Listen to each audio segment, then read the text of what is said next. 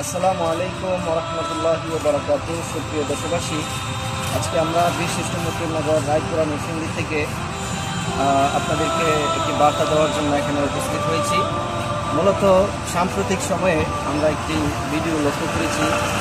আমাদের আহলে সুন্নাত ওয়াল জামাতের একজন আলেম, নামটা বলেই ফেলি, মুফতি আলাউদ্দিন জিহাদি সাহেব, উনি আমরা দেখতে পেরেছি পীর মুফতি গিয়াসউদ্দিন আত-তাহিরি হুজুরকে নিয়ে কিছু পরিচিতপূর্ণ কথা তিনি বলেছেন। তো আমরা আসলে আহলে সুন্নাত ওয়াল জামাতের তরুণ আলেম যারা আছি, বা আমরা ধরেন আমরা ছোট মানুষই, এগুলো কিন্তু আমাদের চোখে দৃষ্টিগোচর হয় বা আমাদের চোখে অত্যন্ত খারাপ লাগে এই জিনিসগুলো। আমরা চাইবো আহলে সুন্নাত ওয়াল জামাতের আলেম যারা আছেন, আপনারা একে অন্যে মিলেমিশে চলবেন। যে কোনো দুষ্টুটি হলে আপনি ওনাকে পার্সোনালভাবে বলবেন। এবং আমরা জানি যে আহলে সুন্নাত ওয়াল জামাতের জন্য মুফতি গিয়াসউদ্দিন আত-তাহিরি সাহেব, তিনি একজন আইডল বর্তমানে।